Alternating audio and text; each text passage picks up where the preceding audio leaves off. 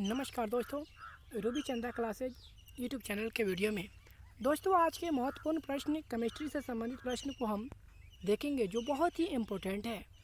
दोस्तों हम आपको बताते चले कि यह वीवीआई क्वेश्चन और यह जो है बैंक रेलवे एसएससी के लिए और स्पेशल ग्रुप डी के लिए तो काफ़ी इम्पोर्टेंट है। तो दोस्तों मैं आपको यह क्वेश्चन के बारे में जानकारी दूंगा और आपको भी बताऊंगा कि यह कौन कौन से एग्ज़ाम में पूछे गए। तो चलिए दोस्तों क्वेश्चन की ओर बढ़ते हैं और स्टार्ट करते हैं। क्वेश्चन 1 नंबर में कह रहा है कि आधुनिक रसायन शास्त्र का जनक किसे माना जाता है। आपको ऑप्शन में अर्नेस्ट रदरफोर्ड ए में दिया है, बी में ऑटो हॉर्न, सी में मेंडलीफ और डी में एंटोनी लवेसियर ने दिया है। तो दोस्तों इसका सही आंसर जो होगा वह डी नंबर होगा, एंटोनी लवेसियर होगा। उसके बाद दूसरा नंबर प्रश्न जो है वह, और सबसे बात यह मैं आपको महत्वपूर्ण बताता चलूँ कि दोस्तों यह आरआरबी एनटीपीसी 2016 में पूछा गया प्रश्न है। दूसरे नंबर प्रश्न में कह रहा है कि द्रव्य की अधिकतम संख्या क्या होता है, द्रव्य की अवस्थाओं की अधिकतम संख्या क्या है। तो ऑप्शन आपको है 3, ए में, बी में 4, सी में 5 और डी में होता है परिवर्तनशील। दोस्तों यह भी प्रश्न आपको सीडीएस के एग्ज़ाम में 2017 में पूछा गया है। तो इसका सही आंसर जो होगा वो आपका हो जाएगा 5, सी नंबर हो जाएगा। अब चलते हैं तीसरे नंबर प्रश्न की ओर। तीसरे नंबर प्रश्न में कह रहा है कि सामान्य द्रव्य की अवस्थाओं की भौतिक वर्गीकरण में अवस्था शामिल नहीं होती है।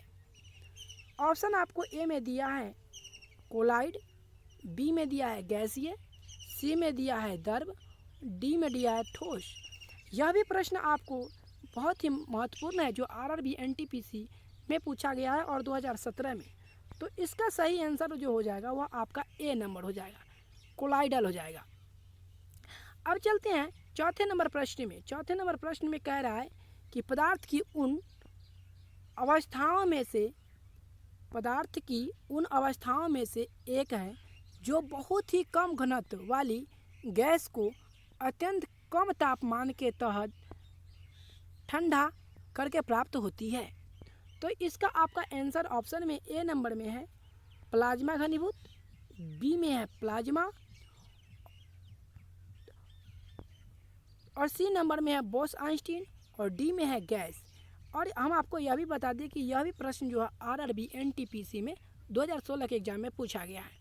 तो दोस्तों इसका सही आंसर जो होगा वह सी नंबर हो जाएगा, बोस-आइंस्टीन घनीभूत हो जाएगा। अब चलते हैं 5वें नंबर प्रश्न की ओर।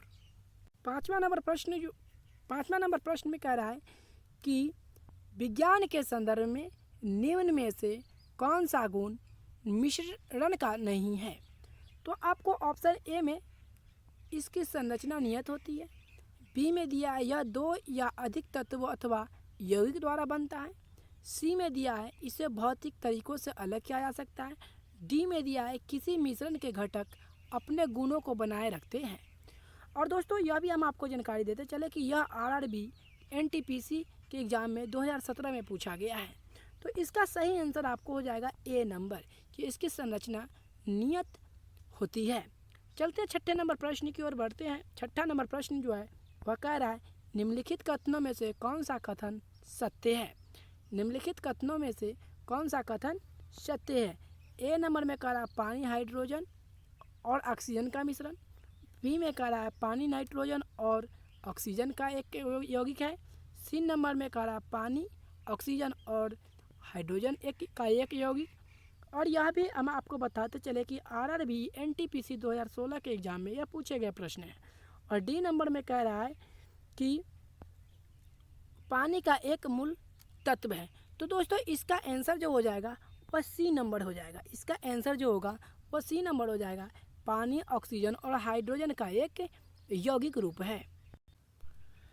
7वें नंबर प्रश्न में कह रहा है कि हवा एक डैश है। ऑप्शन ए में कह रहा है शुद्ध मिश्रण, ऑप्शन ए में कह रहा है शुद्ध मिश्रण, बी में कह रहा है केवल यौगिक का मिश्रण, सी में कह रहा है केवल तत्वों का मिश्रण, डी में कह रहा है दोनों तत्वों और यौगिकों का मिश्रण। और दोस्तों यह भी प्रश्न जो है आरआरबी एनटीपीसी के एग्ज़ाम में पूछा गया है। आरआरबी एनटीपीसी एग्ज़ाम के 2016 में पूछा गया। तो दोस्तों इसका सही आंसर जो हो जाएगा वह आपका डी नंबर हो जाएगा। दोनों तत्वों और यौगिकों का मिश्रण होता है। अब नेक्स्ट प्रश्न की ओर बढ़ते हैं। नेक्स्ट प्रश्न में कह रहा है कि किसी तत्व का परमाणु भार ज्ञात करने के लिए निम्नलिखित में से किसके साथ उस तत्व के परमाणु भार की तुलना की जाती है। तो ऑप्शन में चलते हैं। ऑप्शन ए में कह रहा है ऑक्सीजन, बी में कह रहा है नाइट्रोजन, सी में कह रहा है हाइड्रोजन, डी में कह रहा है कार्बन। तो दोस्तों यह भी प्रश्न जो है वह आपको आरआरबी एनटीपीसी में पूछा गया है। तो दोस्तों इसका सही आंसर जो हो जाएगा वह सी नंबर हो जाएगा, यानी हाइड्रोजन होता है। अब 9वें प्रश्न की ओर बढ़ते हैं। 9वां नंबर प्रश्न में कह रहा है कि CO2 के 1 मोल होते हैं किसके बराबर होते हैं। तो देखिए ऑप्शन में कह रहा है 6 × 10⁻23 O परमाणु, बी नंबर में कह रहा है 18 × 10⁻23 CO2 अणु, CO2 के सी में कह रहा है CO2 के 3 ग्राम परमाणु। उसके बाद डी नंबर में कह रहा है 6 × 10⁻23 कार्बन परमाणु। सी मतलब होता है दोस्तों हम आपको बताते चले कि CO2 जो होता है वह कार्बन डाइऑक्साइड होता है और O होता है ऑक्सीजन का। और आपको ये भी मालूम होना चाहिए कि सी जो होता है वह कार्बन होता है। और यह बीपीएससी के एग्ज़ाम में पूछा गया। यह जो है बीपीएससी के एग्ज़ाम के में प्रश्न पूछा गया। यहाँ पर बीपीएससी होता जो छूटा हुआ है, मिस्टेक हो चुका है टाइपिंग में। तो इसका आंसर जो हो जाएगा आपका वह हो जाएगा डी नंबर हो जाएगा। कौन सा हो जाएगा। तो डी नंबर हो जाएगा, यानी 6 × 10⁻23 सी परमाणु हो जाएगा। चलते हैं नेक्स्ट प्रश्न की ओर बढ़ते हैं। 10वें नंबर प्रश्न में कह रहा है कि 10वें नंबर प्रश्न में कह रहा है इसमें 6 × 10⁻23 परमाणु नहीं है। ऑप्शन में आपको दिया है 35.5 ग्राम क्लोरीन, बी में कह रहा है 1 ग्राम हाइड्रोजन, सी में कह रहा है 10 ग्राम नाइट्रोजन और डी में कह रहा है 6 ग्राम कार्बन।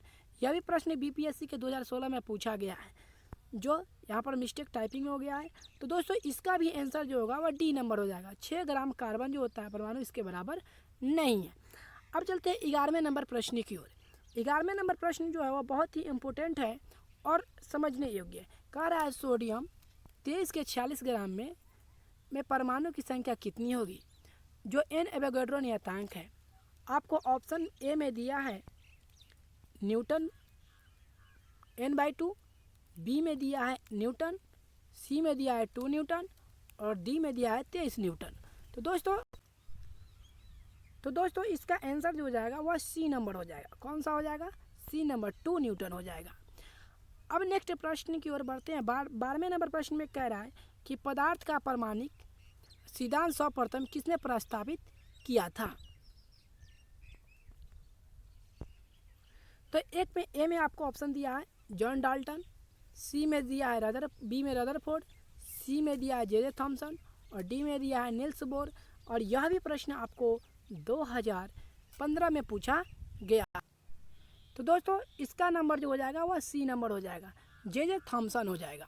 अब चलिए कह रहा है 13वें नंबर प्रश्न में किसी परमाणु के लिए प्लम पुडिंग मॉडल किसके द्वारा दिया गया था।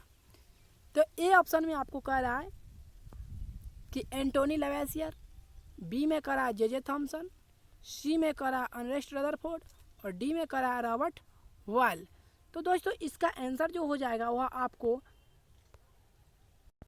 वह ए नंबर हो जाएगा, एंटोनी लवेसियर होगा। अब चलते हैं 14वें नंबर प्रश्न की ओर। 14वें प्रश्न कह रहा है एक परमाणु के 3 आधारभूत अवयव कौन से हैं।